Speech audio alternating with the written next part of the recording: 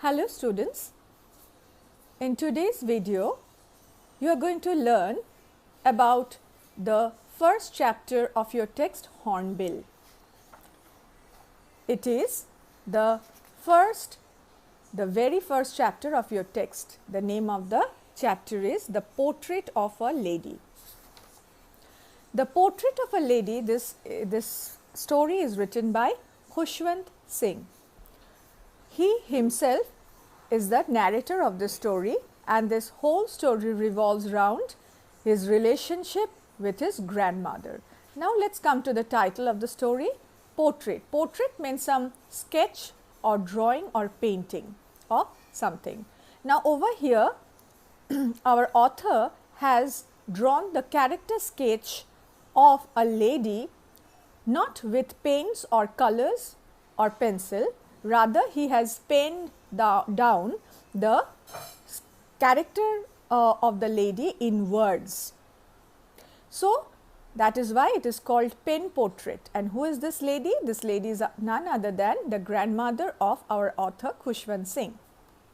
Now, students, these are some of the phrases you are going to learn in this chapter. These phrases are new to you to learn, and you need to understand them contextually. You need to understand their meaning in context of the story you are going to read, and you will find all of them in bold letters scattered throughout the chapter from beginning till end. Now, as I told you that the relationship between the author and his grandmother has grown over the years, and how this relationship has changed over the years, the entire story revolves around it. Now, in this first paragraph, student, this is the first paragraph. My grandmother, like everybody's grandmother, was an old woman. She had been old and wrinkled for 20 years that I had known her. People said that she had once been young and pretty and had even had a husband, but that was hard to believe. My grandfather's portrait hung above the mantelpiece. Mantelpiece means the platform over the fireplace in the drawing room. He wore a big turban and loose fitting clothes. His long white beard covered the best part of his chest, and he looked at least 100 years old. He did not look the sort of a person who would have a wife or children. He looked as if he could only have lots and lots of grandchildren. As for my grandmother being young and pretty, the thought was almost revolting.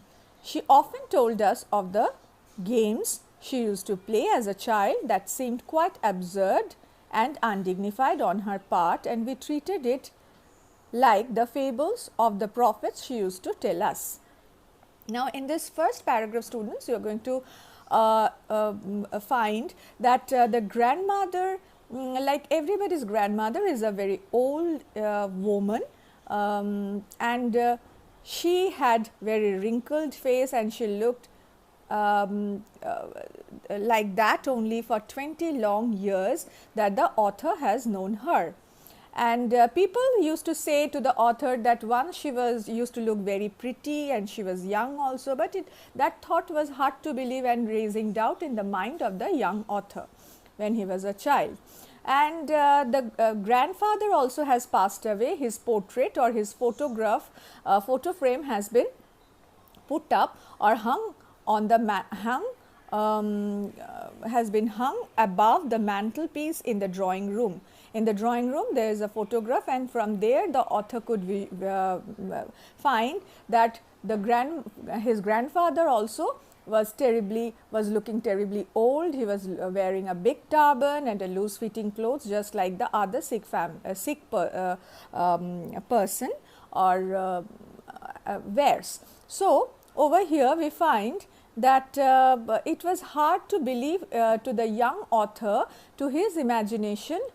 He used to find his grandmother very young, very pretty, and it was difficult for him to understand or to imagine that how his grandmother, being so young and pretty, could have married this aged person, because who looks this aged person, because his grandfather is looking 100 years old. So, this thought is raising a doubt in his mind. That is what is meant by the thought was almost revolting. Now, the grandmother also used to tell the author about his childhood stories, how she used to play games with his friends, and the author finds them very much undignified, because being an old woman, how could she play the game? The author couldn't even think of that his grandmother could have been also a child at one point of time of her life, right? Okay, coming to the next paragraph. She had always been short, she had always been short and fat and slightly bent. Her face was a crisscross of wrinkles running from everywhere to everywhere, and no, we were certain she had always been as we had known her. So, over here it's been said that old, so terribly old, she could not have grown older, and had stayed at the same age for 20 years. She could never have been pretty, but she was always beautiful. In the second paragraph, students, you will find that the physical description of the grandmother has been given, means the author is giving us the actual description that how the grandmother used to look like.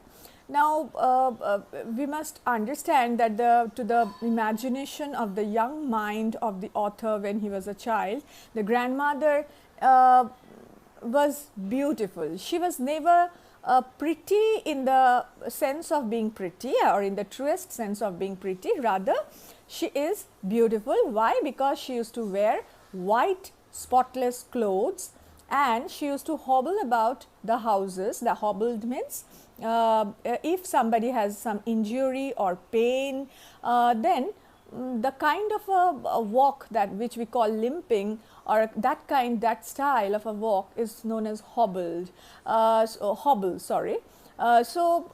Here the grandmother used to hobble about the house, and as she was short, fat and bent, that is, she used to have a stoop body, that is a stooping forward, that is bent forward, so that she doesn't fall over. She used to balance her body by keeping one of her hands on her waist and the other hands counting the rosary beads, chanting the prayers silently. So, over here it's been said that this used to create a spiritual image, and the author used to find his grandmother very much spiritual, religious minded, morally uplifted, and that's how she has been compared to the serene, pure, white beauty of distant mountain ranges. See, students, in the distant mountain range, we find that the beauty is a different kind of a beauty.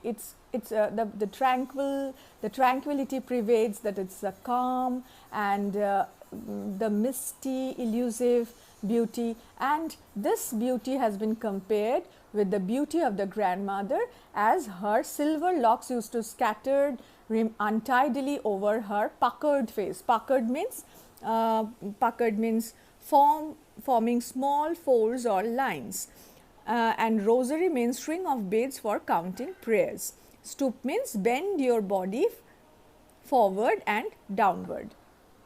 So, over here we find that till this paragraph we find that the author has given the physical description of his grandmother. Now, students, I must tell you one thing, that from the third paragraph begins the description of the relationship the author was having with his grandmother, and since he was a child, and how it is growing over the years. From the third paragraph you are going to learn about that.